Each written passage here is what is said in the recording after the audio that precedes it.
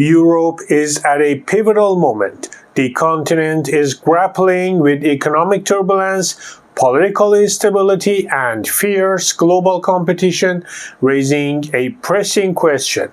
Can Europe overcome its challenges to reclaim its position as a global economic powerhouse? Understanding the dynamics at play is essential to answer this question. So, let's dive into the forces shaping Europe's future and why this matters to you. Before we dive in, if you are finding this analysis insightful, don't forget to like and share this video to support us and spread the conversation. Recent years have highlighted the deep connection between political stability and economic performance. Take France, for example. In 2023, it faced massive protests against pensions reforms, leading to the collapse of Prime Minister Elisabeth Borne's government. Over 10 million people participated in strikes, making it the largest mobilization since the 1960s. This political unrest significantly dented investor confidence, leading to a 15% drop in foreign direct investment and stalling GDP growth at 0.5% for the year, far below the EU average of 1.3%. Germany, Europe's largest economy, faced its own hurdles.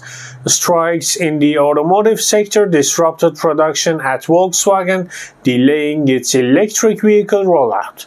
Combined with semiconductor shortages, Germany's manufacturing output fell by 2.5% in 2023, dragging GDP growth down to 1.2% from a pre-pandemic average of 1.6%. These examples underscore how political and labor unrest can ripple through economies. Zooming out, the European Union as a whole is falling behind its global peers. In 2023, the EU's GDP growth of 1.3% paled in comparison to the United States' 2.3% and China's 5.2%. A trade deficit of 150 billion euros highlights deeper structural issues, with the EU heavily reliant on imports of high-tech goods from the US and China while struggling to compete in global markets. A critical factor here is Europe's lagging productivity. The EU's annual productivity growth has averaged just 0.4% since 2010, far behind the United States' 1.8%. Factors such as outdated labor markets, high regulatory burdens, and insufficient investment in digital infrastructure weigh heavily on Europe's economic dynamism. But it doesn't end here. Investment in research and development is another sore spot. While the EU spent 300 billion euros on R&D in 2023, the US and China outpaced it with 600 billion euros and 500 billion euros respectively. This R&D gap translates into slower innovation and reduced competitiveness in emerging technologies like artificial intelligence and the Internet of Things. The EU's economic challenges are compounded by its sanctions on China and Russia. Sanctions have disrupted trade, strained supply chains, and inflated costs. For instance, China accounts for 20% of EU's trade, and restrictions on Chinese imports have increased the cost of high-tech goods. Similarly, sanctions on Russia, once a major energy supplier, have forced the EU to seek alternative sources, pushing energy costs up by 25% in 2023. These rising costs not only burden households but also inflate production expenses for businesses. The energy crisis has been particularly damaging. Before sanctions intensified, Russia supplied 40% of EU's natural gas. The ensuing shortages have led to price volatility and inflation, reducing disposable incomes and slowing economic growth. While sanctions are a political necessity, their economic toll is undeniable. What do you think about Europe's balancing act between political principles and economic realities? Let us know in the comments below. Despite the challenges, Europe isn't standing still. To counter energy shortages, the EU has accelerated investment in renewable energy and energy efficiency. Projects like offshore wind farms and hydrogen infrastructure are gaining momentum, reducing reliance on external suppliers. The EU is also doubling down on supply chain resilience by boosting local production of critical goods, particularly semiconductors and pharmaceuticals. Europe aims to reduce dependency on global supply chains. The European Chips Act, with a budget of 43 billion euros, seeks to establish a robust semiconductor ecosystem by 2030, ensuring technological sovereignty. Another area of focus is fostering innovation. Initiatives like the European Innovation Council Fund aim to mobilize 10 billion euros to support the startups. Similarly, the Digital Euro program allocates 7.5 billion euros to advance digital transformation, including AI adoption and cybersecurity improvements. Boosting productivity remains a cornerstone of Europe's recovery strategy.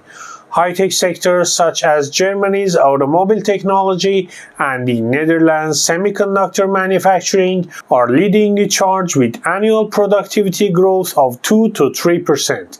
However, traditional industries like agriculture lag far behind. For instance, Italy's olive farming industry struggles with labor shortages and limited mechanization, reducing efficiency. To address these disparities, Europe is embracing digitalization.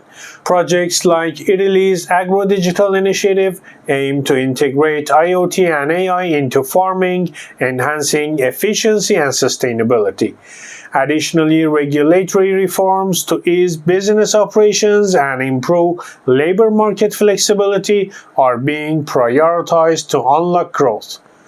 While Europe faces significant challenges, it also possesses key strengths. The continent remains a global leader in precision engineering and high-quality manufacturing. In 2023, exports of machinery, aerospace components, and medical devices grew by 5%, showcasing the resilience of these sectors.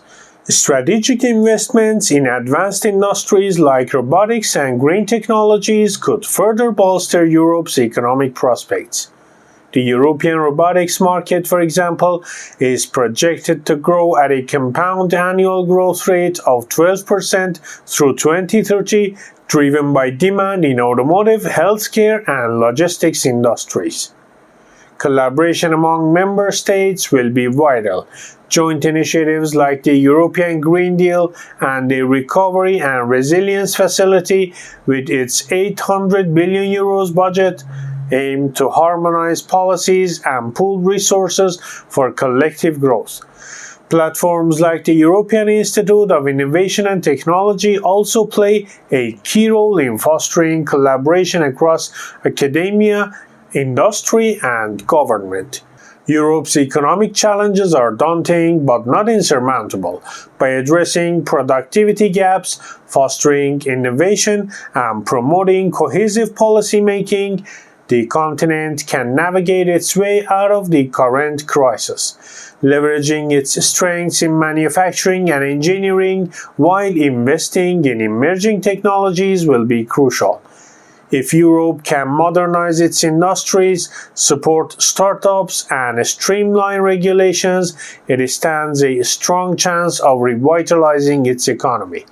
The road ahead will require resilience, collaboration, and strategic foresight, qualities that have defined Europe's history and will shape its future. Thank you for joining this exploration of Europe's economic landscape. If you enjoyed this analysis, don't forget to like, subscribe, and ring the notification bell for more in-depth discussions on global economics and geopolitics. Your support helps us bring you content that matters. See you next time.